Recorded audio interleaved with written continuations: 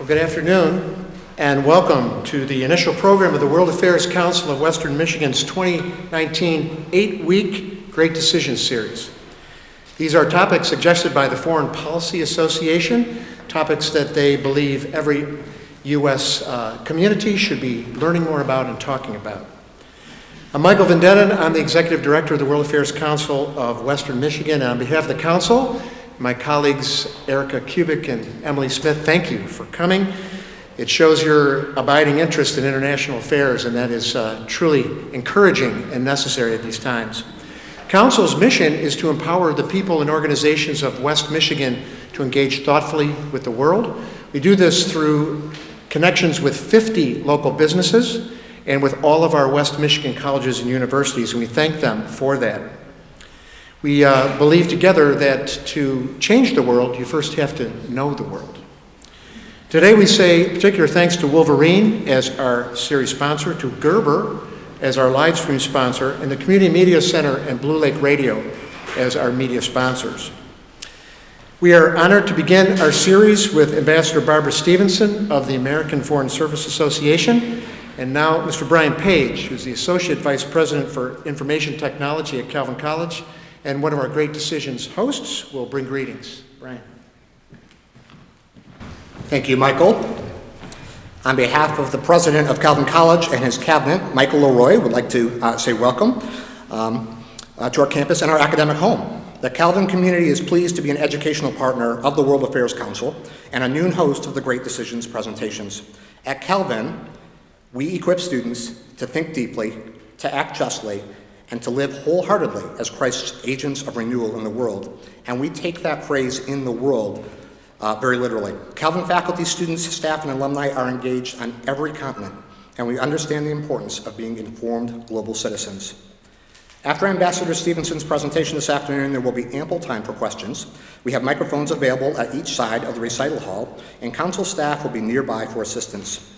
You also should have received some response cards as you walked in, and you can text to the number on the response card to ask a question, or we'll ask your question for you. Please exhibit civility to our guests and hospitality to others in the audience by asking respectful and succinct questions. And now, Jamison Lammy of the U.S. State Department will introduce a distinguished speaker.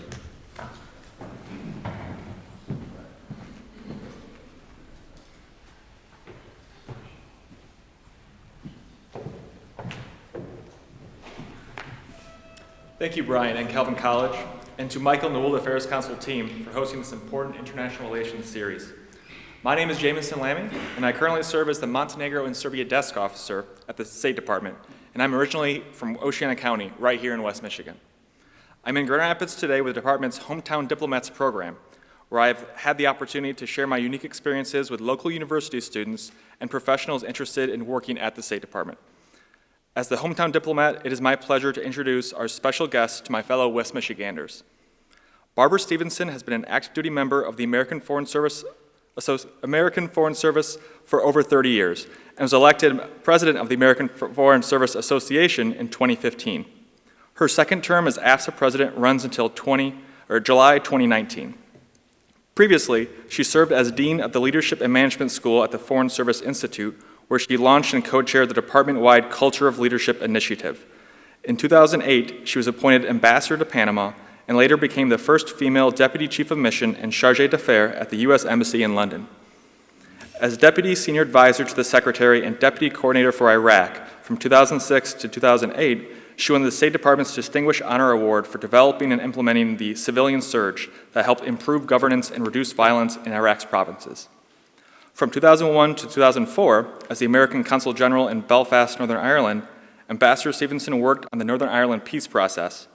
From 1998 to 2001, she served as Consul General and Chief of Mission in Curacao, where she was responsible for the 5 islands of the Netherland Antilles, as well as Aruba, both of which became hosts of U.S. Air Force forward operating locations during her tenure.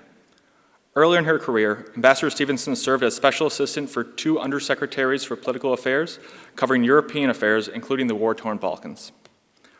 She's also served in South Africa, the Netherlands, El Salvador, and Panama. Ambassador Stevenson speaks Spanish and Dutch and holds a bachelor's and master's degree and PhD in English literature from the University of Florida. She and her husband have 2 children, a daughter and a son. Her presentation this afternoon is titled The State of the State Department. Please welcome Ambassador Barbara Stevenson.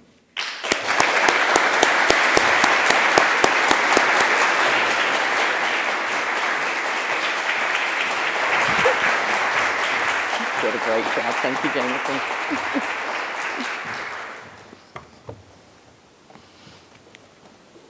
Good afternoon, everyone.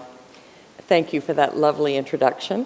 And thanks also to Mike and Erica and everybody at the World Affairs Council of Western Michigan who've made my visit possible. So I've got to tell you, I've been looking forward to this visit because I have heard for years how great the World Affairs Council of Western Michigan is. It actually has a national reputation for excellence, and when you come and you get into their loving embrace and every detail has been taken care of, you totally see where the reputation comes from. So you have a real gem here in your World Affairs Council. So I have to say I was ribbed a little bit about my decision to come to Western Michigan in early February, but I've got to tell you, I feel very wise not to have come in late January. So thank you all for braving the weather to come, but I know that this is absolutely nothing after what you've been through. So how did we arrive at this moment, this gathering around this really important great decisions topic? Last February, I had the opportunity to share a stage with Ambassador Nick Burns at the Boston Public Library. The World Affairs Council in Boston invited Nick and me to talk about the state of the State Department, a topic that was then attracting considerable concern and media attention across the nation. Deep budget cuts had been proposed. A hiring freeze was implemented, and state lost many of its strongest and most experienced leaders.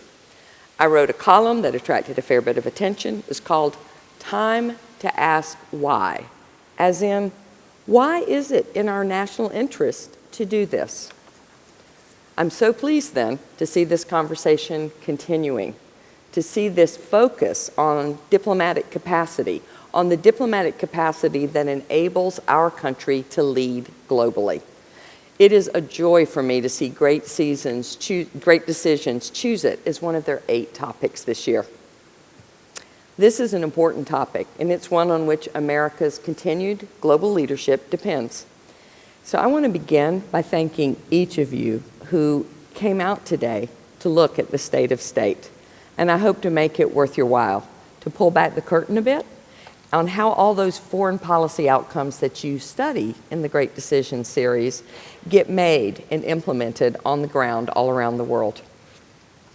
Not surprisingly, Ambassador Nick Burns was chosen to write the article for our topic for the Great Decisions book this year. Let me just ask, how many of you have seen the Great Decisions book and maybe had a chance to read the article? A few hands, well done. So I want to give it a plug. It's good. And is anybody in this audience a student who's interested in a career in the Foreign Service?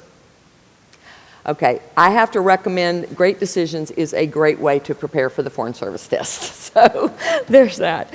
So those of you who've read the article by Nick Burns will see multiple references in the article to information that was provided by AFSA, the American Foreign Service Association, which I lead now. AFSA has about 17,000 members, including the vast majority, more than 80%, of active duty American diplomats, as well as many retired members of the Foreign Service as well. AFSA is committed to ensuring the strength and effectiveness of the Foreign Service as an institution vital to our national security and prosperity. So my fellow diplomats elected me as president to speak for the Foreign Service, to tell our proud story to the American people. We diplomats want to do a better job of explaining what we who deploy to embassies and consulates all over the globe actually do and why it matters to you back here at home. So I'm really grateful for this opportunity today to try to do just that. Nick Burns' essay outlines the primary role that the Foreign Service plays in addressing the complex challenges that our country faces, whether that's the new primary threat that we increasingly recognize, that is, the challenge of dealing with authoritarian governments in China and Russia, or the ongoing challenge of forming coalitions to deal with an array of transnational threats. Things like drug and crime cartels, threats to public health like the Ebola outbreak, threats from cyber attack and from terrorism. As a longtime Foreign Service officer himself, Nick does an excellent job demonstrating how the work of the State Department, both historically and today, is critical to our national security and prosperity. So what I hope to do is to bring Nick's essay to life a bit by using examples from my career to shed light on what it is that diplomats do on behalf of the American people every day, all over the world. So let me get a show of hands. How many of you have ever visited an American embassy or consulate? That's great. So what I'd love to know is why you were there. So I'm going to see if I can huddle with you afterwards and go through what brought each of you there. That's the natural habitat for a Foreign Service officer. This is where we spend our professional careers, by and large. And embassies come in all sizes and shapes, from just a handful of American diplomats to nearly 1,000. An American embassy may have representatives from as few as just a couple of U.S. government agencies. So the State Department will always be there, and the second agency is likely to be the Department of Defense, but when I was in Curacao, the second agency was, to begin with, DEA, because we were in the drug transit zone. Or it may, as in London, have more than 40 federal agencies represented at the embassy, from commerce to agriculture to justice, the FBI, and multiple components from the Department of Homeland Security, Customs and Border Protection, TSA, ICE, they were all present. Foreign Service officers and specialists from the State Department are responsible for running the platform from which the entire U.S. government executive branch presence operates overseas. So that's part of our job. We run the platform. We also conduct diplomacy. The ambassador is called a chief of mission overseas because as the president's representative, nominated by the White House, confirmed by the Senate, he or she is the leader of the full interagency mission. So not just the leader of the State Department, but the whole interagency mission. They produce an integrated country strategy to bring all those agencies together to perform most effectively to advance America's interest in that country. It's a beautiful thing to behold. The American Foreign Service, America's diplomats like me, we staff and run those embassies. And Foreign Service officers, one final thing to say about how we operate, we join at entry level.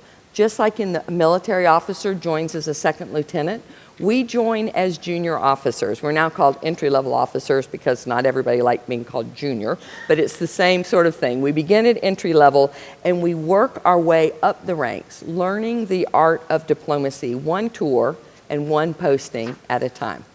So as Jameson told you, I started out in Panama working on human rights and counter-narcotics under the regime of the infamous Manuel Antonio Noriega. It was a very exciting start to a career.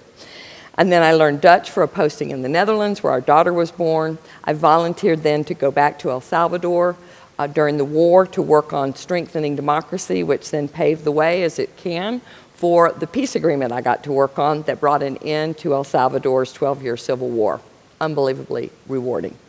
Then back to Washington to learn how that operated as desk officer for the United Kingdom, preparing endless briefing papers on every topic around the globe to staff meetings with British officials, because we talk about everything with the United Kingdom. And then I went to South Africa during Nelson Mandela's presidency to work on the final stages of dismantling South Africa's weapons of mass destruction program. The final part was the missile program. So like most Foreign Service officers, I spent about 2/3 of my career deployed overseas, mostly to American embassies in capital cities, but then also a little later at the head consulate, so in Willemstad, Curacao, and then Belfast, Northern Ireland, where I got to work on bedding down that peace agreement that America gets credit for brokering. I came back to Washington and I worked on Iraq coordination during the war and delivered the civilian surge. And then I was on to Panama via a nomination from President Bush and confirmation by the Senate as the U.S. ambassador. And it is quite a moment to become American ambassador, especially in a country like Panama, where I had begun my career and where America, despite our kind of sometimes choppy history, is well loved. We had an 84% approval rating when I went down as ambassador. And I can remember as though it's right now, standing there after presenting my credentials to the President of Panama, and the American flag is billowing in the tropical breeze, and a Panamanian military band is playing the Star-Spangled Banner. Moments like that are to be cherished. It is such an honor to get to serve in that role. Then I went to London as the first female Foreign Service officer to hold the coveted position of minister, a title that dates back to John Adams. It's the senior career diplomatic position in London, given America's custom, which is unique in the OECD, of assigning political appointees to many embassies as ambassador. So, what do we do in all those embassies and consulates? As I tell members of Congress, no matter why your constituents find themselves overseas, to adopt a baby, expand a business, climb a mountain, study abroad, build a house for habitat, on a mission for their church, they have a home base at the American Embassy that they can count on. And that embassy is staffed by fellow Americans like me who speak the local language, understand the local environment, and have relationships with people in that country and know how to get things done. From moving goods in and out to convening the right people to help expand a business or to solve a problem. We're also a reliable source of advice on, say, traveling up country during the rainy season, or what that security threat means to you and your travel plans, or whether the water is safe to drink. The American Foreign Service maintains an enduring presence in all but 4 countries in the world. We operate 273 embassies and consulates around the globe, and that is still more than any other country in the world, though China is closing in with 268 diplomatic missions at last count. Americans at home can count on us too. So, how many of you have, in the past decade or so, been to Paris or London or Amsterdam or another European city? It's the World Affairs Council. Global travelers.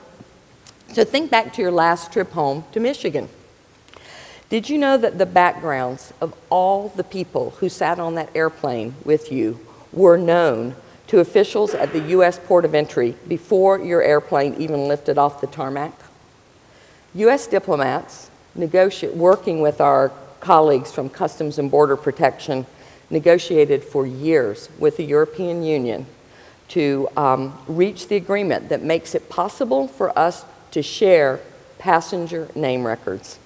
And that agreement makes us all more secure and enables us to keep threats at a safe distance. So that's one of the big category of things that American diplomats do. We keep threats at bay. We keep threats at a safe distance. We regularly use our embassies as platforms for negotiating and servicing agreements that allow us to have close law enforcement and counterintelligence cooperation. This keeps us safe at home. So here's a philosophical or maybe even metaphysical question for you. Why do you need to come to a World Affairs Council event at Calvin College to hear in person what America's diplomats do for you? And I think part of the answer to that is that because done really well, our work is often nearly invisible. So unlike our colleagues in the military, the work of American diplomats does not produce exciting action shots with tanks and missiles and ships. There's none of that. And we diplomats, unlike my son, who's in ROTC, do not even have spiffy uniforms. Do I look any different than anyone else? I look just like the rest of the population. What we have is our people, and they're highly skilled at cultivating relationships. So while Americans know they can rely on our military to keep us safe from foreign aggression, what I want you to know is that you can also rely on the U.S. Foreign Service to protect you from threats. The National Security Strategy that was published in December of 2017 does a great job of explaining the central task of diplomats. It says this: our diplomats must be able to build and sustain relationships. Relationships developed over time create trust and shared understanding that the United States calls upon when confronting security threats, responding to crises, and encouraging others to share the burden for tackling the world's challenges. When a crisis hits or an opportunity appears, we draw on those relationships to address the crisis and seize the opportunity. Because we maintain an enduring presence, because we live and work and break bread every day in Panama and El Salvador and Ghana and Northern Ireland and South Africa, we have real relationships with people in those countries. People we can call to make arrangements to bring in reinforcements to contain an Ebola outbreak. People we can work with to establish standards in the banking sector to close the space for money laundering. People we can ask to take a risk for peace with the promise that we'll stand by them if they do. Former Secretary of State George Shultz used an analogy to illustrate his role as the nation's top diplomat. It's one I like very much. He likened diplomacy to tending a garden, where you have to check on it regularly. You know how you have to water it and make sure the soil is good, just to keep relationships and alliances healthy. And while you also have to keep an eye out for bad actors, you know, the weeds that can come into your garden and take it over. Our diplomats play this role of constant vigilance and tending as a critical tool of our national security toolkit. In that same vein, at the end of Nick Burns' article, he has a recommended reading list that includes a book by Robert Kagan called The Jungle Grows Back.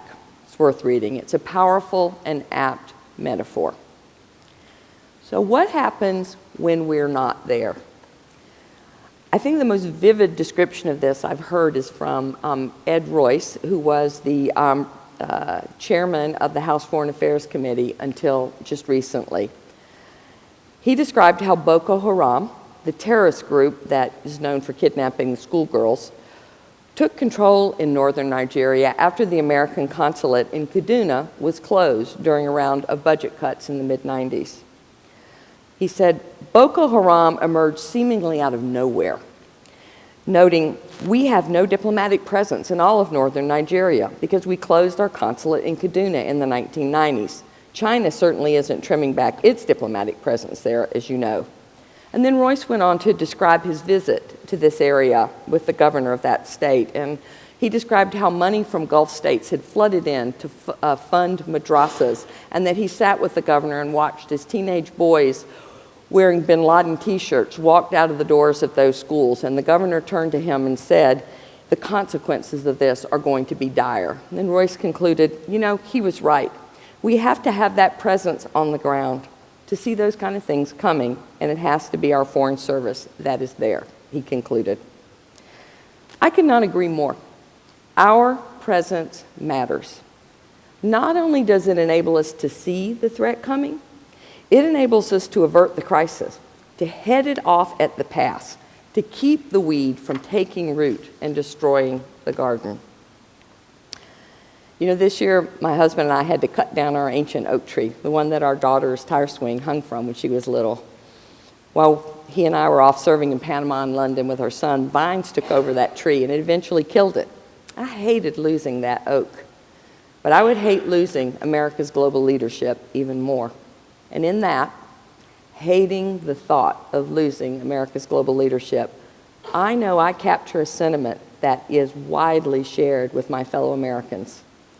As divided as we Americans are on so many issues, one thing that unites us consistently is support for America's global leadership role. More than 9 in 10 Americans consistently say they support a strong global leadership role for our country. I think we Americans understand and have understood for a long time that without our leadership, the jungle grows back, as Kagan puts it. Or, as former Chairman Royce put it, Boko Haram springs up suddenly out of nowhere, and the consequences are really a mess. We have, as a country, long grappled with transnational threats, forming coalitions to contain them. Think the Ebola outbreak, for example, or to counter those threats. So the program to share passenger name records to keep terrorists from hijacking airplanes or blowing them up, or my own decades of work trying to impede the flow of illegal drugs to the United States. Nick Burns' concluding essay in the Great Decisions booklet, called Challenges Ahead, does a great job in a page of flagging a recent and highly consequential shift in American foreign policy. He cites the national security strategy's new focus on the challenge of dealing with authoritarian governments in Russia and China. It's not that the transnational threats have gone away. They're still there, and they require constant vigilance. But to that threat set, we add the return of great power competition. Congress has held more than a dozen hearings since April of last year on the challenge to American global leadership as China gains commercial, economic, and yes, political ground on one continent after another. I think that concern reached a new level of clarity last week when the intelligence chiefs briefed Congress. Senator Risch of Indiana, the new chairman of the Senate Foreign Relations Committee, laid out his concern about the rising threat from China and asked, how do we get our arms around this to do something about it? And the Director of National Intelligence, Dan Coates, replied, frankly, while we were sleeping in the last decade and a half, China had a remarkable rise in capabilities that are stunning. So let me tell you about one such rise in Chinese capabilities. Since 2013, China has increased spending on diplomacy by 40%. Any guesses on what happened to spending on America's core diplomatic capacity over the same period? Yep, it's down. It dropped by a third. Those simple numbers, China's spending on diplomacy up by 40%, America's down by a third, speak volumes. I often use a baseball analogy to illustrate this point. It's as though China is a bat, and the home team, the U.S. Foreign Service, has nobody to cover second base or shortstop. So we shouldn't be surprised if it looks like China is hitting one ball or another right down the field through the gap and running the bases on one continent after another. My colleagues serving at embassies in Africa report that Chinese diplomats working on economic and commercial issues regularly outnumber them 4 or 5 to 1. The big picture numbers tell a similar story, and Nick Burns does a great job in his article of shining a light on the longer-term trends, like the drop in spending on core diplomatic capability. If America spent $1 in 2008, the last year of President Bush 43's term, on core diplomatic capability, by 2016, the final year of President Obama's term, that figure had fallen from $1 to 77 cents. I review those numbers, this long decline in spending on core diplomatic capability, and I think of Dan Coates' words last week about sleeping while Chinese strength surged. The United States can't lead the world, particularly in the face of, can't lead the world by shortchanging diplomacy, particularly not in the face of a genuine return of great power competition. American companies want to be able to export more. They want to do more projects overseas. They want an open and fair global economy to propel the continued expansion of vibrant U.S. manufacturing and service sectors. But when frameworks are weak overseas, when processes, such as government procurement processes, lack transparency, American companies struggle to compete, much less win. A former Foreign Service colleague of mine, Laura Lane, is now the president of Global Affairs at UPS. And she did a terrific podcast on a series called American Diplomat that I hope you'll listen to. It's a great series if you care about what diplomats do. Laura talks about the struggles that UPS faces in overseas markets as they try to get their packages over the border and through customs without paying bribes. Americans doing business overseas abide by the Foreign Corrupt Practices Act.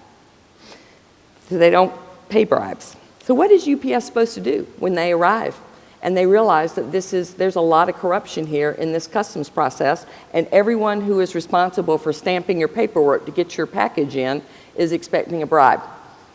So what are they supposed to do? Just throw up their hands and go, oh, well, there's another country there on the map that we can't work in. Let's just walk away and cede that to competitors. Is that what they're supposed to do? That has geostrategic ramifications. And you haven't met Laura Lane. That's not what Laura did. She and her UPS team turned to U.S. embassies for help getting trade facilitation agreements in place. This is a WTO agreement. It needs to be adopted by each country.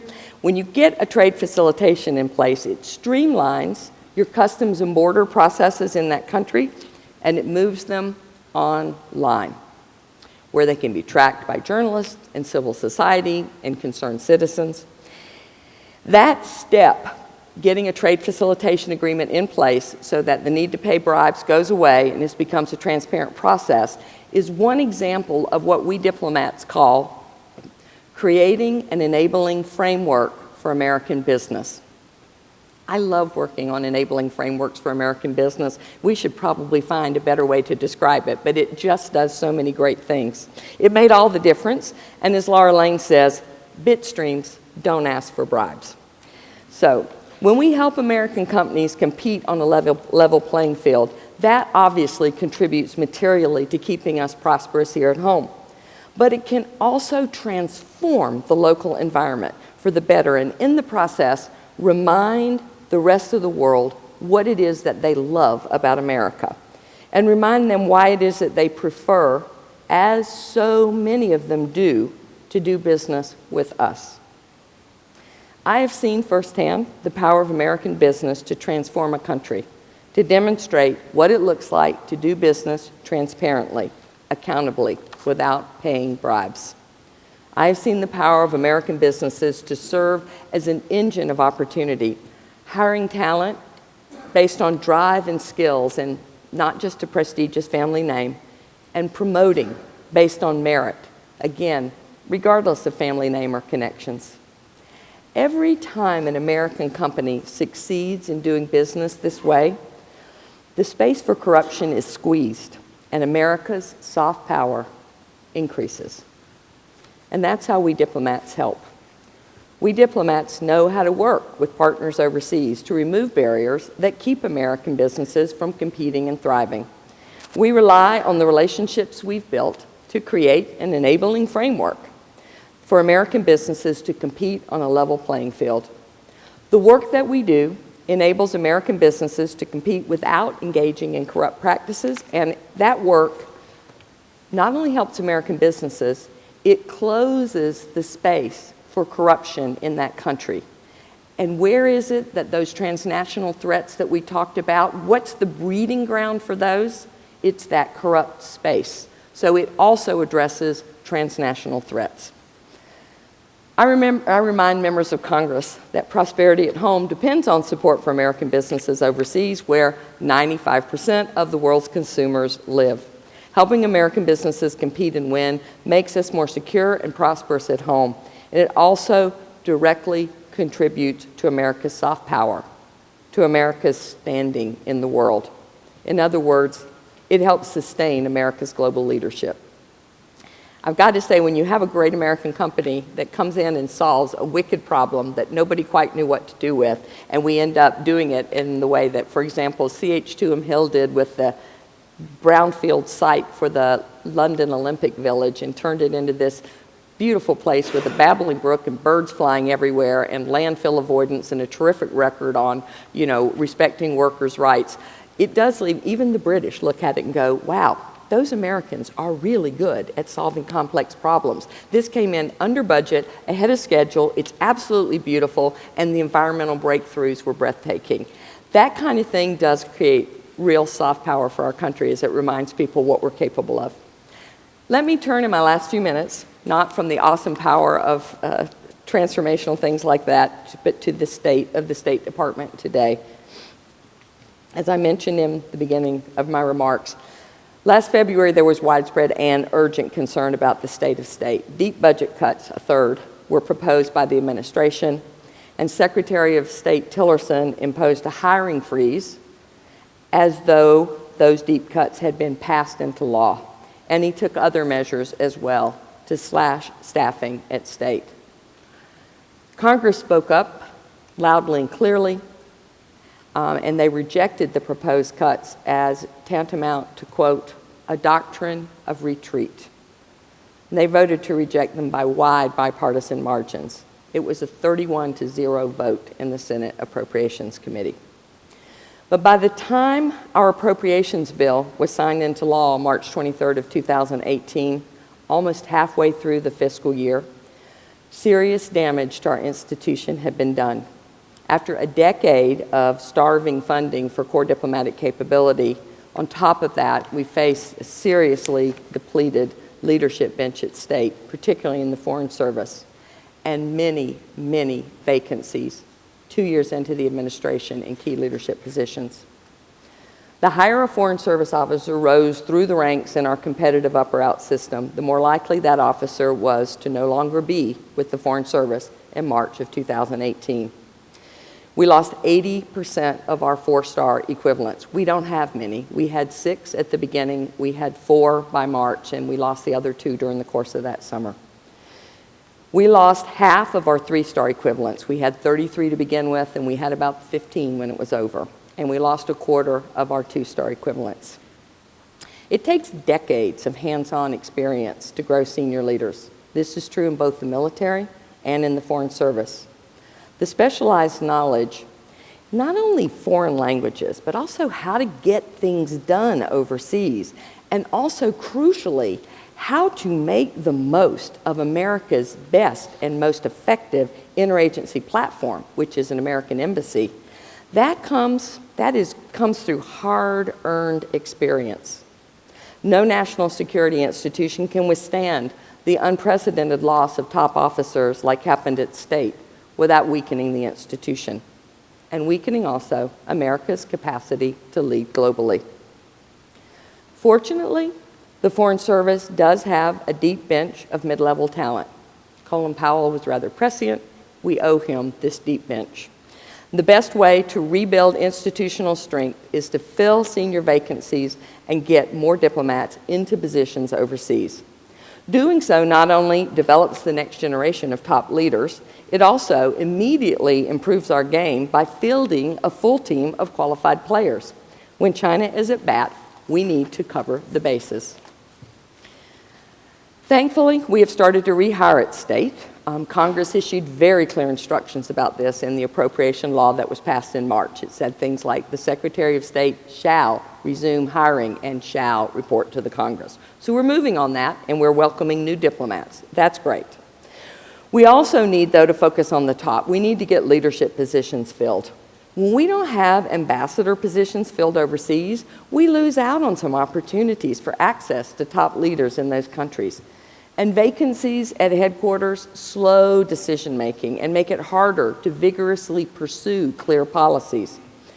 Vacancies also exacerbate the problem of the weakened leadership bench.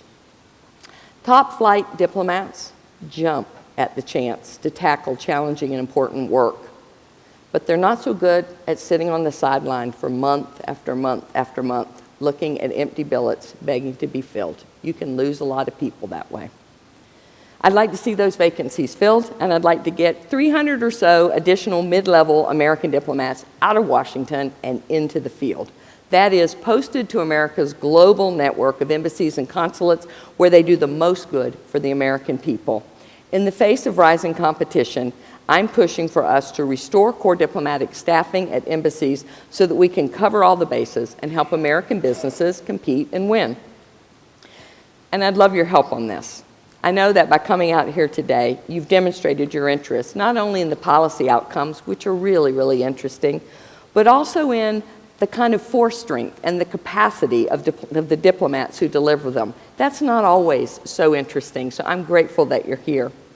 As globally engaged citizens, I hope you'll stay engaged, stay informed, and make your voices heard. I want to recommend both the American Diplomat podcast is a great way for you to do that, and also the Foreign Service Journal, which is published by my organization, the American Foreign Service Association, 10 times a year. If anybody's interested, I can set you up with a subscription. I've got subscription forms here. So in closing, I have tremendous colleagues in Washington and embassies and consulates all over the world, and they are often serving under seriously challenging circumstances. They're doing that because they believe in the mission. They know that America's global leadership matters. The United States has enjoyed a position of unprecedented leadership in our lifetimes. This leadership was built on a foundation of military might, economic primacy, good governance, tremendous cultural appeal, and the diplomatic prowess to channel all that power, hard and soft, into global leadership that has kept us safe and prosperous at home. In the face of rising competition, America needs a full team on the field to keep us safe and prosperous here at home. At the end of the day, I often ask, if we don't lead, who will? I, for one, know that I want my values and interests represented by the American Foreign Service, and I hope you agree. Thank you, and I'm so happy to take your questions.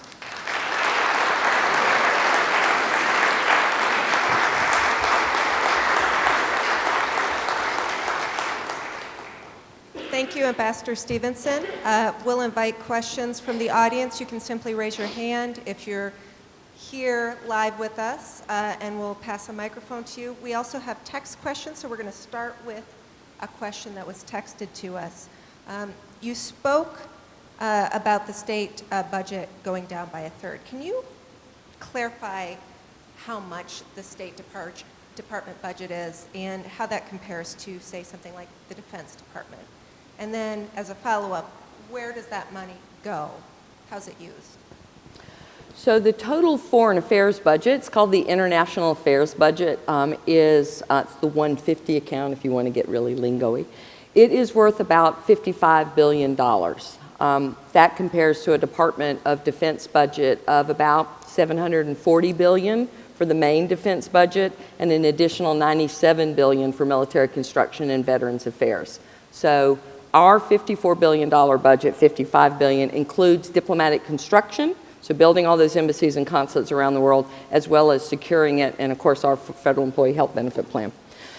Of that, some of it is directly passed to Israel, Egypt, Jordan. Some of that is large foreign affairs accounts that just pass right through the State Department. That's part of it.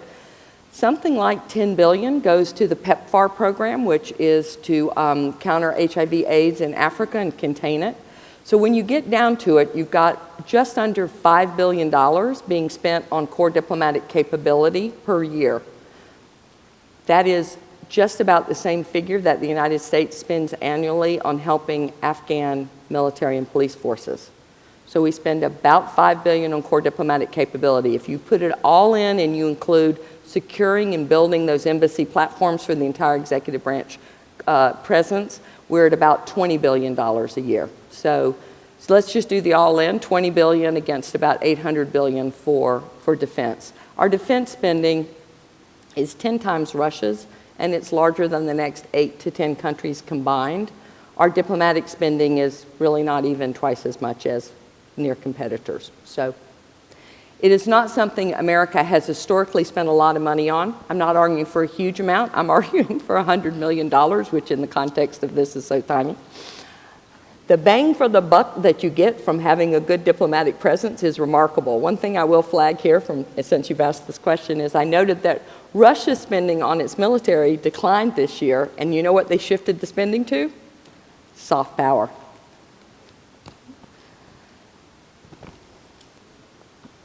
We have two new ambassadors in Israel and Germany whose approach seems rather dramatically different than that traditionally taken by ambassadors. Could you comment on their approach? The President has, under the kind of Constitution and the Foreign Service Act, the right to nominate and then the Senate to confirm the people that he wishes to be his ambassadors. And so I will just observe that this is within the constitutional order that we have for the President to nominate and get confirmed people who, that's the President's right. I've got a couple text questions, so I'm going to ask them. We've had multiple students from our remote sites asking about career. But before you answer that question, could you also talk a little bit about the countries that we don't have a presence in, but then what do you do on a specific issue like terrorism in, say, Egypt, Iraq, where we do have a presence? How does having a presence help in those countries? And this is from a student in Northern Michigan University.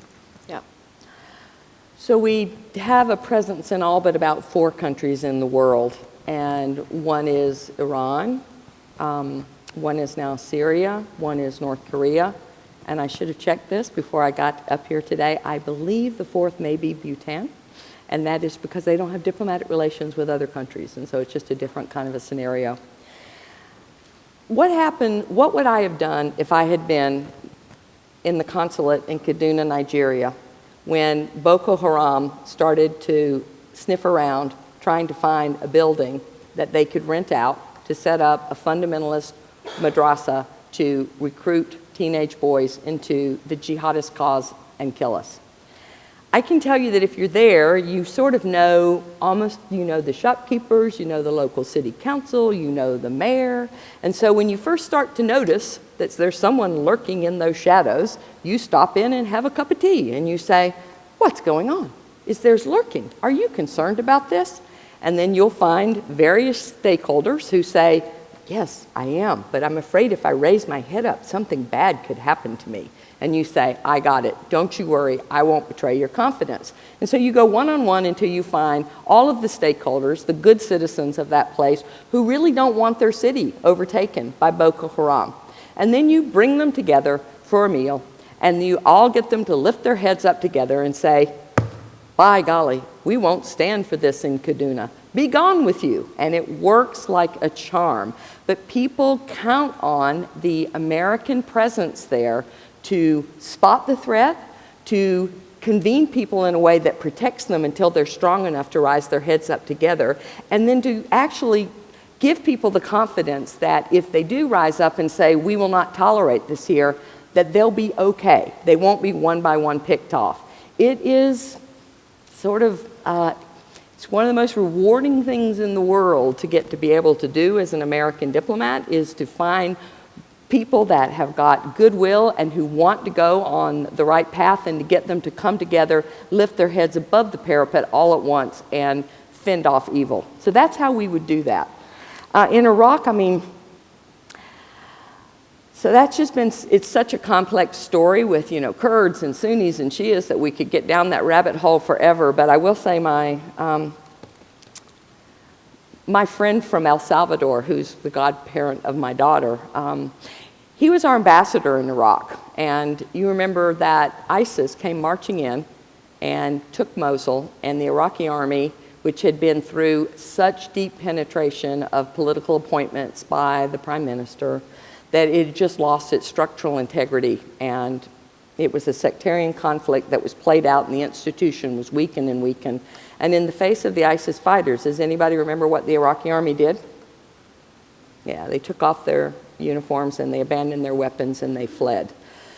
So this is what you don't want to happen to your institutions. That's a cautionary tale. And then ISIS took hold in there, and they had a territorial caliphate established, and they had oil revenues and taxes and all kinds of things. And this just looked like, oh my God, what are we going to do? As the governor of Nigeria said, took your eye off the ball, and now look, what a mess. So it is what a mess. It is really hard to uproot a territorial presence like that. But you know what? It's been done. It's been done. ISIS territorial control in Iraq is essentially gone now, which is not to say that they haven't, they've disappeared as a terrorist threat. I know we've all discussed this last week with the Senate intelligence hearing, but that's really it, is it was up to Stu to work with that huge interagency presence to figure out what are the things you do to get the oil refineries back and the oil fields back and the roads, the means of communication, etc. It's what we do. That's how we do it. So how do you prevent it? It's sort of the Kaduna story. And then how do you claw it back? Well, look at Iraq. We actually have got, It's a remarkable record of actually being able to claw that back. The ISIS no longer has a bunch of oil refineries and tax bases and things like that. It's now much more like your, other terrorist groups that we have faced in the past that don't have, cities and a territorial base. Before your closing, you mentioned about American corporations and transparency and practicing without corruption. How would corporations like Blackwater and Eric Prince fall into that in Iraq and Afghanistan?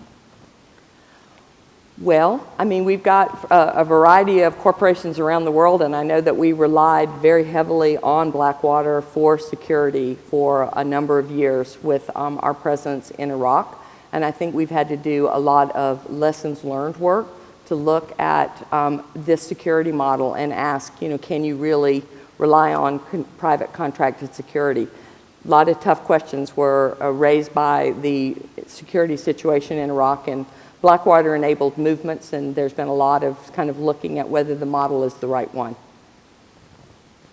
We have a ton of text questions, so we're going to try and catch a couple of them and then maybe close, and if people here in the audience want to ask a few questions after, we can do that. But I'm going to have you go back to the question of college students and State Department and follow up with specifically women who want to enter politics. And then another question that I think is pretty fascinating. What do we do when we're not welcome in a country? How does a State Department deal with a country that doesn't want an American presence? That's a great question. How do we deal? I have to say, I specialize probably in countries that, have welcomed our presence. So I have not worked personally in a situation where I did not feel welcome. I mean, we had an 84% approval rating in Panama. I was in El Salvador during the war, and the way that we conducted that war with a light touch, with a military footprint, and it enabled Salvadorans to remain in the lead, I think it's a kind of a model for a cost-effective way to lend our support and allow a country to come out and thrive, and then decide afterwards that they really want to kind of trade with us and have a great relationship with us. So I'm a fan of the light touch approach. It is harder where we do not have high approval ratings. I teach the Cultural Affairs Officer class just about every time we send out a new group.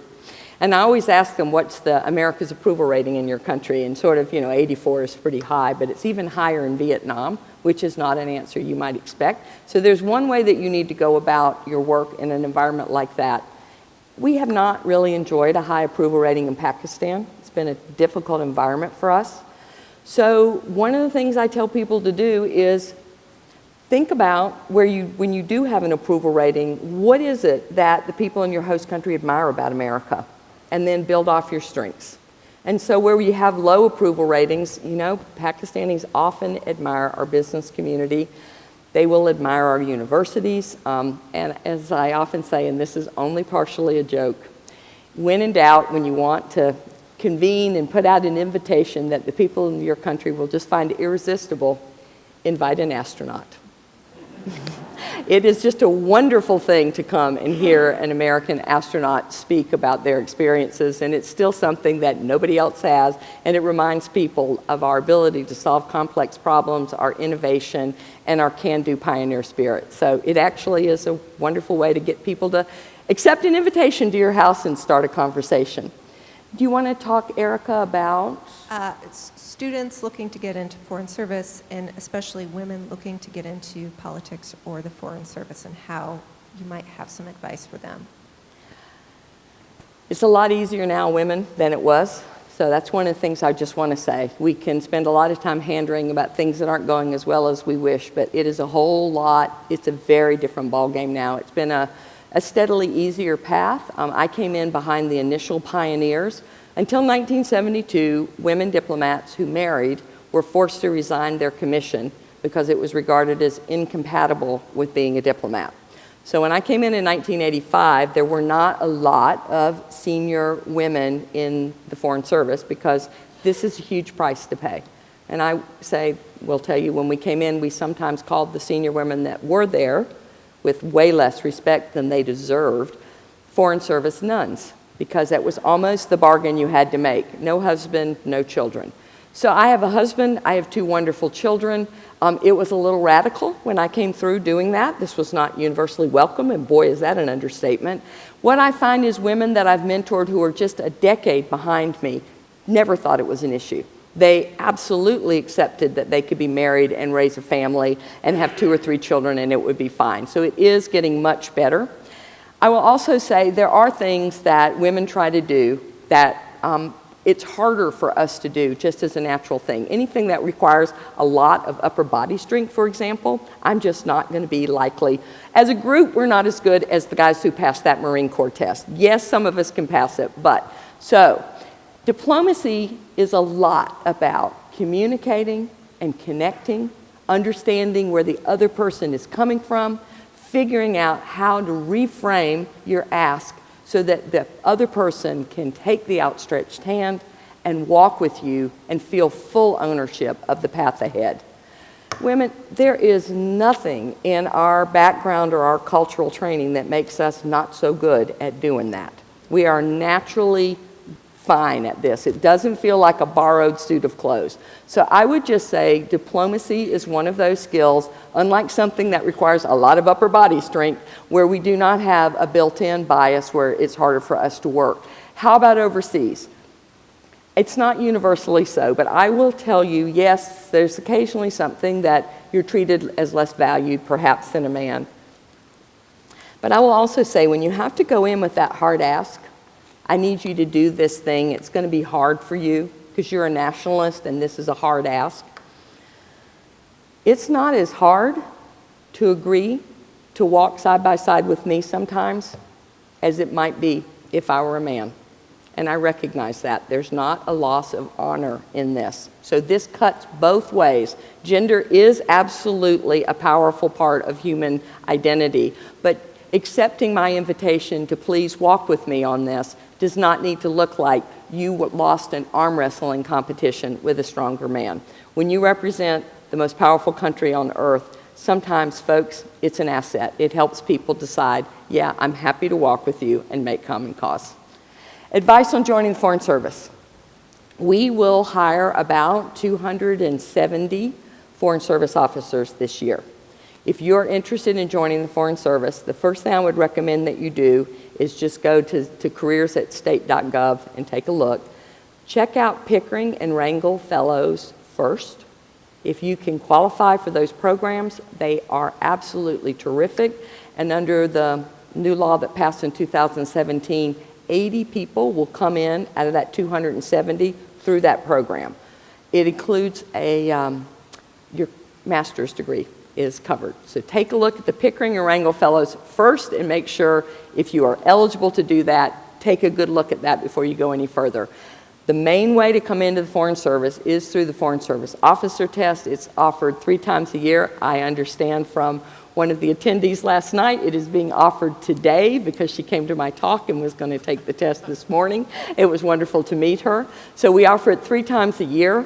And then if you pass that, you go on to a next component, which is called the QEP. It's a series of 6 essays that you write on core competencies for being in the Foreign Service.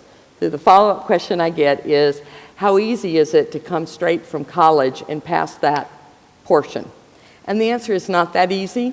I mean, those essays really do give you credit for having worked overseas and worked professionally. So it's something to take a look at that part, not just step 1, but also step 2, because you have to pass that one to get to the final stage, which is the famous all-day oral exam, where you get to do things like plan a budget with a group, and you have to figure out the group dynamics. You have to show just enough leadership and not too much.